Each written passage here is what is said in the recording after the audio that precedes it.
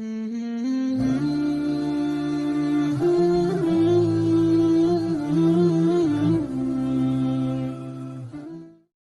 اللہ الرحمن الرحیم۔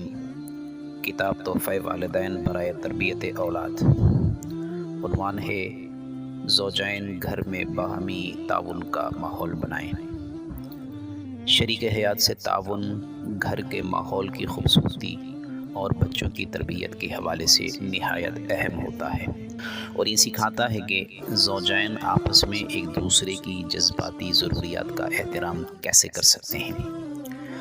وہ یہ بھی سکھاتا ہے کہ اچھے والدین بننے کے لیے زوجین باہمی افہام و تفہیم اور ایک دوسرے پر اعتماد کو کیسے فروغ دے سکتے ہیں۔ نیز زوجین کے ایک دوسرے کو وقت دینے، اپنے شریک حیات کی صحت و سہولت کے بارے میں آگاہی حاصل کرنے، باہم مل کر فیصلہ سازی کرنے اور پیرنٹنگ کی واضح پالیسی بنانے کی اہمیت کو بھی اجاگر کرتا ہے۔ اچھی پیرنٹنگ یہ نہیں ہے کہ والدین میں سے ہر ایک صرف بچے کو سپورٹ کریں، بلکہ اچھی پیرنٹنگ یہ ہے کہ زوجین میں سے ہر ایک اپنے شریک حیات سے پورا تعاون کرے، ایک دوسرے کے جذبات کا نہ صرف احساس کریں بلکہ احترام بھی کریں، ایک دوسرے کے بارے میں مثبت سوچ اختیار کریں، ذمہ داریوں کی ادائیگی میں ایک دوسرے سے تعاون کریں، ایک دوسرے کو تمام خوبیوں اور خامیوں کے ساتھ نہ صرف قبول کریں بلکہ واقعتاً ایک دوسرے کو شریک حیات کا درجہ دے سکیں، ایک دوسرے کے آرام کا خیال رکھیں اور باہمی احترام و محبت کا مضبوط رشتہ استوار کریں۔ گھر کے ماحول میں اس تعاون کو فروغ دینے کے لیے مندرجہ ذیل کام کرنے پڑتے ہیں۔ نمبر 1، زوجین ایک دوسرے کو اچھی طرح سمجھ کر باہمی اعتماد پیدا کریں۔ ہر انسان اپنے مزاج، طبیعت اور انداز میں دوسرے سے مختلف ہوتا ہے۔ طباع کا یہ اختلاف لوگوں کو الگ الگ سوچنے اور الگ الگ انداز اپنانے سے کام کرنے کا ذریعہ بنتا ہے، اور اسی کی وجہ سے دنیا میں رنگا رنگی ہے، تخلیق اور ندرت کا ساماں ہے۔ اسی اختلافی رجحان کی وجہ سے دنیا میں الگ الگ نقطۂ نظر سامنے آتے ہیں اور انسان ترقی کے مدارج کو عبور کرتا ہوا آگے بڑھ رہا ہے۔ میاں بیوی میں سے ہر ایک کو چاہیے کہ اپنے شریک حیات کو اچھی طرح سمجھیں اور پھر ایک دوسرے کی تمام قابلیتوں اور کمزوریوں کو ایک ساتھ قبول کریں، نیز ایک دوسرے کی صلاحیتوں، قربانیوں اور خدمات کا اعتراف کریں۔ عموماً ہوتا یہ ہے کہ شوہر بیوی کو اپنے مزاج کے مطابق ڈھالنا چاہتا ہے اور بیوی اس کے برعکس شوہر کو اپنے مزاج کے مطابق ڈھالنا چاہتی ہے۔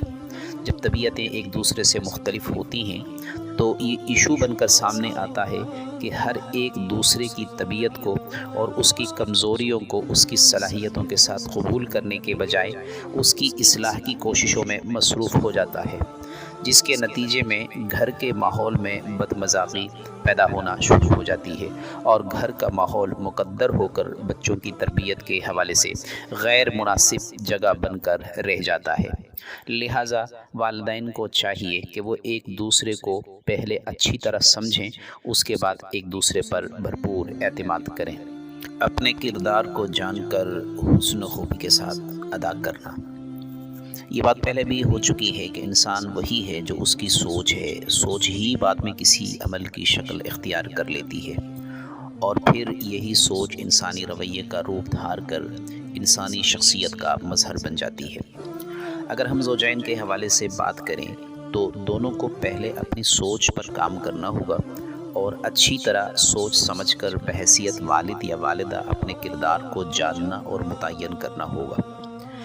اپنی پوزیشن اور کردار کو جاننے کے بعد اس پر اطمینان سے قائم رہ کر ہی کامیاب زندگی گزاری جا سکتی ہے۔ والدین باہمی مشاورت سے اپنے کاموں اور فرائض منصبی کی تعیین کریں اور پھر ان کی بھرپور ادائیگی کو یقینی بنائیں۔ ایک اچھے شریک حیات کا کام ہے کہ وہ اپنی ذمہ داریوں سے بڑھ کر شریک حیات کے ساتھ تعاون کرے اور گھر کے دیگر کاموں میں بھی اپنا حصہ ضرور ڈالے۔ اس سے آپ کی اپنی قیمت اور اہمیت بڑھ سکتی ہے۔ باہمی گھریلو تعلقات بہت خوبصورت ہو سکتے ہیں اسی رویے کو قرآن کریم کی اصطلاح میں معروف اور احسان کہا گیا ہے کہ اپنی ذمہ داریوں سے بڑھ کر کارکردگی دکھائی جائے۔ زوجین کو بھی ایک دوسرے کے ساتھ یہی رویہ اختیار کرنا چاہیے۔ نمبر 3، باہم مل کر فیصلہ سازی کریں۔ گھریلو معاملات خصوصاً بچوں کی تربیت کے حوالے سے فیصلہ سازی نہایت اہم کام ہے۔ یہ کام میاں بیوی کو مل کر انجام دینا چاہیے۔ مل کر فیصلہ سازی سے ایک دوسرے پر اعتماد بڑھے گا اور گھر کے کاموں میں باہمی اشتراک بڑھے گا، جس سے گھر کا ماحول خوبصورت ہو سکتا ہے، جو بچوں کی تربیت کے لیے نہایت اہم ہے۔ لہٰذا ہر حال میں اتفاق رائے کے ساتھ فیصلہ سازی آپ کے گھر کی حتمی پالیسی ہونی چاہیے۔ نمبر 4، مضبوط بنیادوں پر واضح پیرنٹنگ پالیسی اختیار کریں۔ پیرنٹنگ باقاعدہ ایک سائنس ہے جس کی بنیاد پر نئی نسل پروان چڑھتی ہے۔ اگر پیرنٹنگ کو باقاعدہ طور پر سیکھا جائے اور پھر اپنے بچوں کے لیے اس کی واضح پالیسی بنائی جائے تو اس کے مثبت اثرات یقینی طور پر بچوں میں آئیں گے۔ چنانچہ آپ کی پیرنٹنگ پالیسی بالکل واضح ہونی چاہیے۔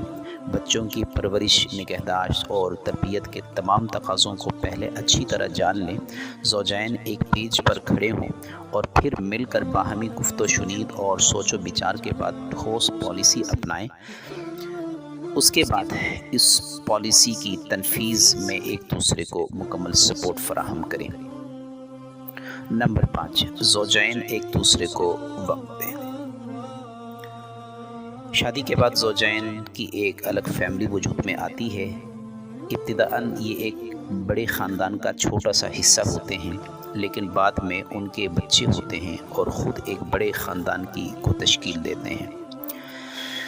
اس خاندان میں زوجین کے علاوہ بچے، ان کے دادا دادی، نانا نانی و دیگر افراد خاندان کے لوگ موجود ہو سکتے ہیں۔